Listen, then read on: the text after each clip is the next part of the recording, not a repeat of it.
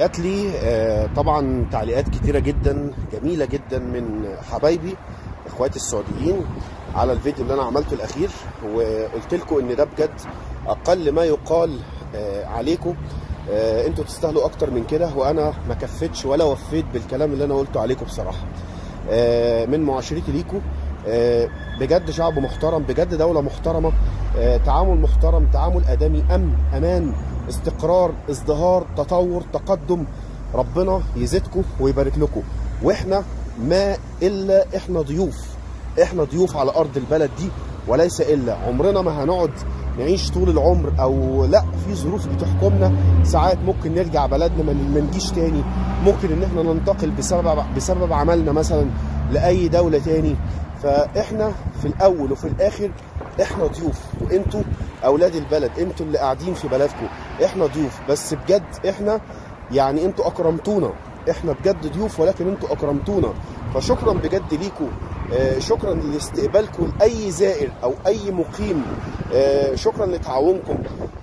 وبنقول برضو ان زي ما في ناس كويسه، في ناس سلبيه، اكيد في ناس سلبيه مما لا شك فيه.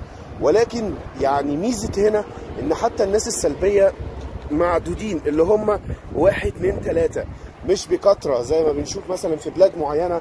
مفيش داعي لذكر اسمها عشان الناس ما تزعلش مننا، تمام؟ ولكن بجد في طبعا بلاد كتير احنا عارفينها قوي، الناس السلبيه فيها كتيره جدا، والمرضى النفسيين، الناس المعقده اللي بتطلع مرضها على الحيوانات او القطط في الشارع او الكلاب او على الناس او على البشر او في الجرائم اللي بتحصل في البلاد كتيره بكثره.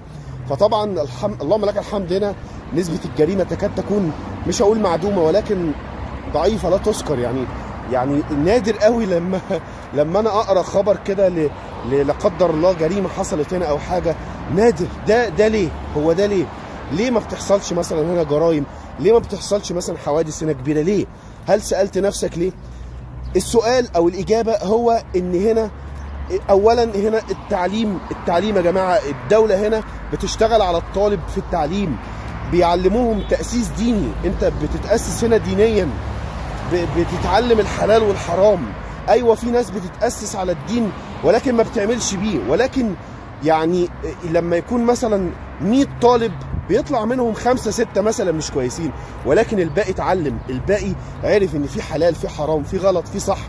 فهنا التأسيس يا جماعة بيشتغلوا هنا على الطفل. لذلك البني ادمين اللي هنا طالعين اللهم لك الحمد واللهم بارك، ناس كويسة، ناس متعلمة، ناس مثقفة. فمش في دماغهم يعملوا الحاجات الصعبة دي، فاهمين؟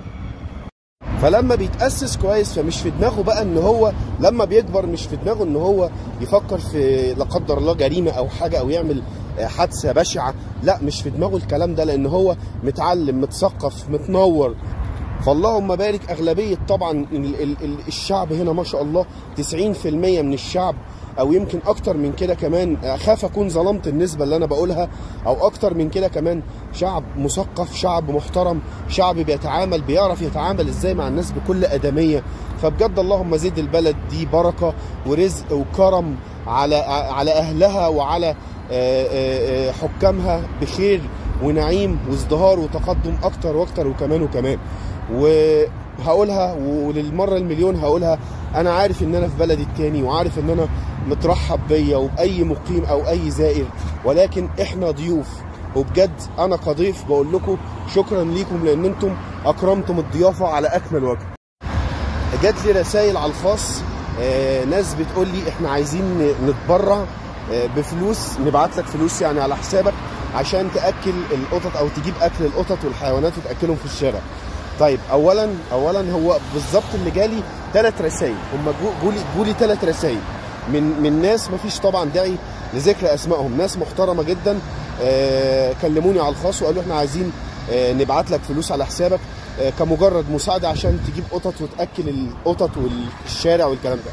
طيب بصوا، انتوا طبعا على راسي وشكرا ليكم جدا على الكلام ده، ولكن انا ما بقبلش اي تبرعات نهائي خالص. انا اللي بقدر عليه بجيبه طبعا، وانا مش عاجز ان انا اروح اجيب اكل القطط او دراي فود او الكلام ده واكلهم، لا خالص. انا ممكن اروح اجيب واكل في الشارع وعادي، مش مشكله. بس انا الحمد لله بيتوفر كل يوم اكل باقي في شخص محترم رحيم كده زي حالاتكم بيوفر لي اكل من باقي المطاعم او باقي اللي الناس بتيجي تاكله من المطعم وبيشيله لي في كيس، وانا باخده كل يوم زي ما انتم بتشوفوا كده في الفيديوهات.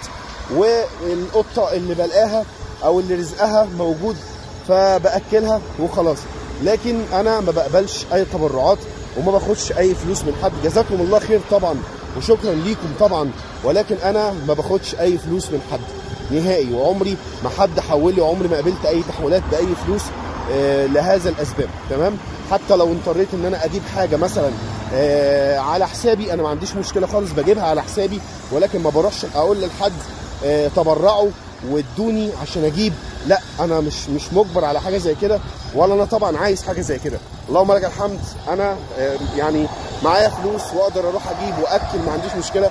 فلو اضطريت ان انا اروح اجيب على حسابي فبروح اجيب على حسابي وادفع، ما بقولش لحد هذا. شكرا ليكم، جزاكم الله خير. انتوا دايما اهل خير، اهل كرم واهل عز، وانتوا يعني بصراحه شعب محترم قوي قوي قوي والله العظيم ثلاثه، ما مجامله، ده كلام فعلا حقيقي. فجزاكم الله خير بجد. انتوا ده مش غريب عليكم يا جماعه، ده مش غريب، انما غريب عليا انا والله.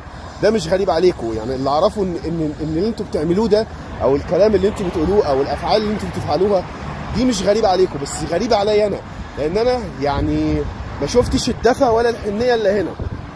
اكون واضح معاكم، انا ما شفتش الدفى ولا الحنيه اللي هنا في البلد دي ومع الناس دي. هقول ان انا قابلت اشخاص مثلا ممكن يكونوا سيئين شويه، بس كام واحد 1 2 3 بس. اتعاملت مع كتير، اتعاملت جنب الارقام دي صفار، اتعاملت مع سعوديين كتير، واللهم بارك، اللهم صل على النبي. تعامل راقي، تعامل محترم، تعامل يعني في غايه الروعه والله العظيم ثلاثه. مش كلام. احب اشكر صاحب كل تعليق ايجابي اتكتب لي على الفيديو اللي انا عملته في الاخر، لان الفيديو ده مازال لحد النهارده بيعمل لي مشاهدات كويسه جدا وعامل لي تعليقات كويسه جدا. فبجد بشكركم وبشكر اخواتي السعوديين، لان اغلبيه التعليقات او 95% من التعليقات اللي جايه لي على الفيديو ده كلها من السعوديين. فشكرا بجد لاخواتي السعوديين، شكرا لكل اخ واخت سعودي علق لي على الفيديو ده بكل احترام، وده من شيم الرجال، وده من ادبكم واسلوبكم الراقي في التعامل. فشكرا ليكم بجد، وشكرا لدعمكم، وشكرا لكلامكم الطيب، وشكرا لحتى يعني الناس حتى بتكتب حتى الكومنت نفسه فيه ترحاب يا جماعه. اللي هو بص يعني في اخر الكومنت يعني ناقص يقول لك تعالى اتفضل عندي في بيتي، قسما بالله. اللي هو تعالى بقى ايه، القهوه والشاي والاكل والعزومه. يا جماعه الناس دي في حته ثانيه قسما بالله. الناس دي يا جدعان، الناس دي لما بتقابل حد في الشارع انت خلاص، انت عندك انت النهارده عزيمه، اللي هو انت فاهم ازاي عزيمه، يعني اللي هو خلاص بقى انت في خروف بقى وفي ليله كبيره، انت فاهم ازاي. فطبعا يعني فشكرا ليكم بجد على تعليقاتكم الجميله، وده والله اقل كلام ممكن يقال عليكم. وانا يعني ما كفتش ووفيت بكرمكم وادبكم واحترامكم واسلوبكم الراقي. فشكرا ليكم بجد، شكرا ليكم بجد، شكرا.